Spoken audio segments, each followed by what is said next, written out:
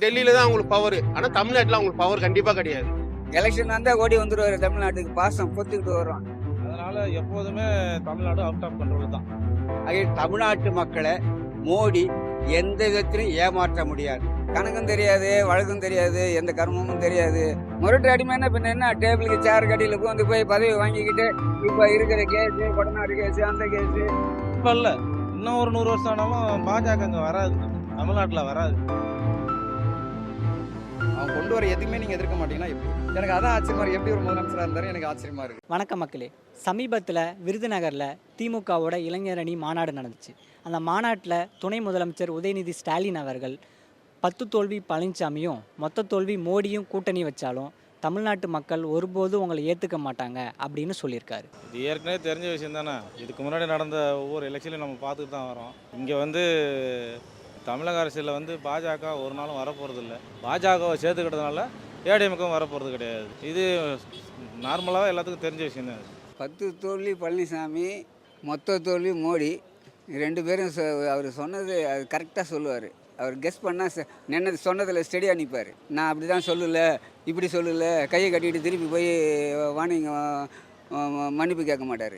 சொன்னது தான், அதில் எந்த மாற்றமும் கிடையாது. அதனால தான் அவரை நாங்கள் தலைவராக ஏற்றிருக்கோம். சரிங்களா? அதாவது இப்போது நம்ம எடப்பாடி பழனிசாமி பார்த்தீங்கன்னா அவருக்கான தலைமை இல்லைன்றது தான் நம்மளுடைய பார்வை. அவங்க முழுக்க என்னவாக இருக்காங்கன்னா சுயநலமாக இருக்காங்க.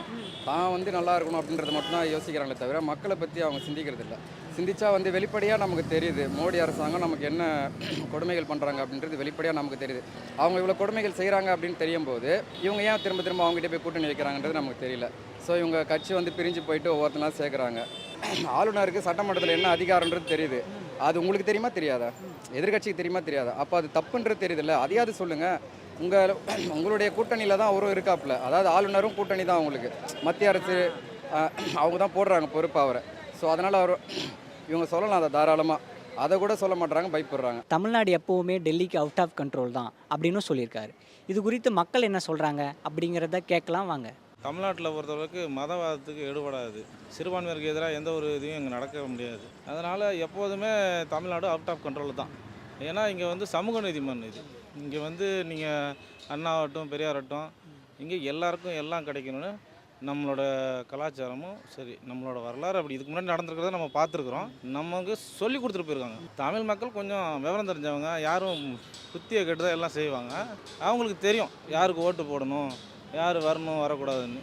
நீங்கள் மதவாதத்தையோ இல்லை சிறுபான்மையினருக்கு எதிராக ஒரு பிரச்சனையோ பண்ணாலும் இங்கே சமூக நீதிக்கு எதிரான விஷயம் இங்கே நடக்கும். இன்றைக்கி இவங்க கட்சி பாஜக உள்ளே வந்துருச்சுனால இன்றைக்கி எல்லோரும் பேசலாம். அது மாதிரி நடக்காது. இது தெரிஞ்ச விஷயந்தான். இப்போ இல்லை, இன்னும் ஒரு 100 வருஷம் ஆனாலும் பாஜக இங்கே வராது, தமிழ்நாட்டில் வராது. திமுகன்றதுனால சொல்ல கிடையாது. இங்கே மண்ணில் அந்த ஒரு கொள்கை இங்கே எப்பவுமே பரப்பியிருக்கிறாங்க. அது உண்மை. அதுதான் எல்லாத்துக்கும், இங்கே மட்டும் இல்லை, உலகம் ஃபுல்லாக இதான் தேவைப்படும். பாஜக மத அரசியல் பண்ணுறாங்க. இந்து மத அரசியல்னு சொல்லி இந்துன்னு சொல்லி மக்களை பிளவுபடுத்துகிறாங்க.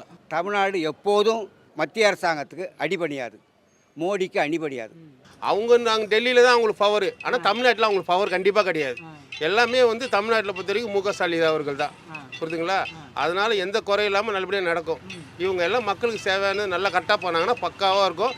அவுட் ஆஃப் கண்ட்ரோல் தான். என்றைக்கு அவுரங்கசீப் காலத்திலேருந்தே வெள்ளக்காரன் காலத்திலேருந்தே தமிழ்நாடை எவனுமே பிடிக்க முடியல இது வரைக்கும். ராபர்ட் கிளைவ் காலத்திலேருந்து கூட கிடையாது. அவங்க சும்மா ஒரு கம்பெனி மாதிரி வச்சுக்கிட்டு இருந்தாங்க. அப்புறம் காலாவதியாகி போயிட்டாங்க. பிடிக்க முடியாது, எவனாலும் பிடிக்க முடியாது. ஏன்னா நம்மளுடைய கலாச்சாரம் கொள்கை வேறு, அவங்களுடைய கலாச்சாரம் கொள்கை வேறு.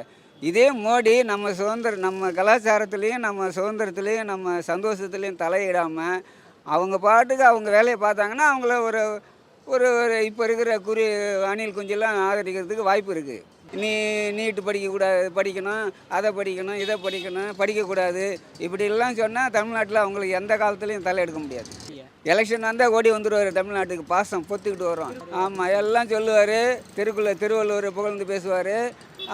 வானலாவே வெளிநாட்டில் போய் தமிழ்நாட்டை பற்றி பெருமையாக பேசுவார், எல்லாம் பண்ணுவார். ஆனால் புயல் வந்தால் மட்டும் வரமாட்டார், 10 பைசா கொடுக்க மாட்டார். மோடி தமிழ்நாட்டை பொறுத்த வரைக்கும் வீதியாக வீடு வீடாக பிரச்சாரம் பண்ணாலும் தமிழ்நாட்டில் அவருடைய கதை எடுபடாது.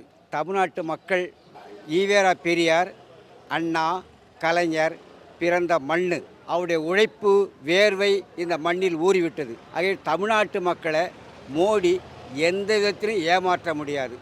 தமிழ்நாட்டு மக்கள் ஏமாறவும் தயாராக இல்லை. அப்புறம் இன்னொன்று என்ன சொல்லியிருக்காருன்னா, இந்தியாவிலே முரட்டு அடிமை எடப்பாடி தான் அப்படின்னு சொல்லியிருக்காரு உதயநிதி. முரட்டு அடிமைங்கிறத விட காண்டாமிருகம் அடி, காண்டாமிருகம் எப்படி இருக்கும் அதே மாதிரி அந்த அடிமை அவர். அதனால் முரட்டு அடிமைங்கிறது 100% உண்மை தான். அதில் ஒன்றும் மாற்றம் கிடையாது. முரட்டு அடிமைன்னா பின்ன என்ன, டேபிளுக்கு சேர் கடியில் போய் பதவி வாங்கிக்கிட்டு இப்போ இருக்கிற கேஸு, கொடநாடு கேஸு, அந்த கேஸு, அவர் சம்மந்தி எடுத்த கான்ட்ராக்ட் ஊழல், இது எல்லாம் வந்து மோடி கையில் ஃபைல் இருக்குது. அவர் எப்போ தட்டி தூக்கி நம்மளை உள்ளே வச்சுருவாங்களேன்னு சொல்லி அவர் சொல்கிறதுக்கெல்லாம் இவர் ஆமம் போட்டுக்கிட்டு இருக்காரு. இது வரைக்கும் உலகத்திலேயே கட்சிக்கு வரி கட்டுற கட்சி திமுக காரன் கட்சி. இப்போ நம்மளை விட அதிகமாக பணம் வச்சுருக்கிறவர் மோடி. அவர் டேக்ஸி கட்டுறாரான்னு கேளுங்க, அவர் கட்சிக்கு பிஜேபிக்கு கிடையாது. நம்ம தான் வரி கட்டுறோம், நம்ம எல்லாத்துலேயும் கரெக்டாக இருப்போம், நம்ம ஊழலும் செய்ய மாட்டோம். அதனால் வந்து எங்களை ஒன்றும் டச் பண்ணிக்க முடியாது. ஊழல் தண்டனை வாங்கி இது ஜெயலலிதா அம்மாவுக்கு கொடுத்தாங்க பாரு தண்டனை 18ல், அந்த மாதிரி யாருக்காவது திமுகனுக்கு தண்டனை கொடுத்துருக்காங்களா சிஎம்க்கு? கிடையவே கிடையாது.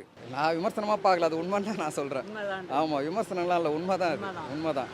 எப்படின்னா நம்ம தான் பார்க்கணும் இல்லைங்களா, எதுவுமே அவங்க வந்து எதிர்த்தே கேட்க மாட்டாங்க. இப்போ ஜெயலலிதா மேம் இருக்கும்போது கூட இதே அரசாங்கம் தானே, மோடி அரசாங்கம், ஏடிஎம்கே தானே, எப்படி இது அப்படியே கரைஞ்சி போகுது பாருங்கள்.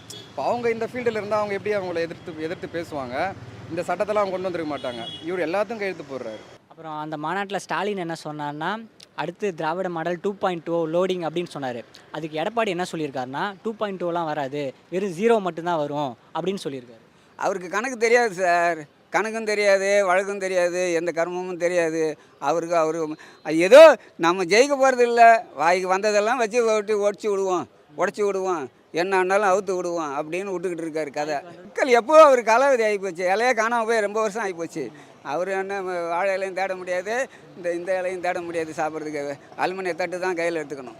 எடப்பாடி தான் 0 தமிழ்நாட்டை பொறுத்த வரைக்கும். இந்த இடி ரைடு, இந்த கொடநாடு கேஸு, இந்த கேஸெல்லாம் வச்சு நீங்கள் அதிமுகவை மிரட்டிடலாம், ஆனால் எங்களை நீங்கள் மிரட்ட முடியாது அப்படின்னு உதயநிதி சொல்லியிருக்காரு. ஆமாம், அதுவும் ரொம்ப வருஷமாக சொல்லிட்டு தான் இருக்காங்க. அந்த கொடநாடு விஷயம்லாம் சொல்லிட்டு தான் இருக்காங்க. பிஜேபியை பொறுத்த வரைக்கும் பிஜேபி வந்து இந்த சிபிஐ என்கொயரி போட்டு எல்லாரையும் முடக்கி வச்சிருக்காங்க. ஆனால் வந்து எதுவுமே அவங்க சொல்ல மாட்டேங்கிறாங்க.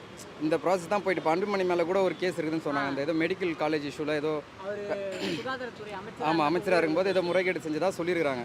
ஸோ அந்த கேஸ் வந்து ரொம்ப வருஷமாக நடக்குதுன்னு நினைக்கிறேன். ஏன் சிபிஐ கோர்ட்டில் அதை முன்னாடியே இது பண்ண மாட்டேன். இப்போ திருப்பரங்குன்றம் அந்த கேஸ் வந்தது, அதை உடனே வந்து கோர்ட்டு விசாரிக்குது.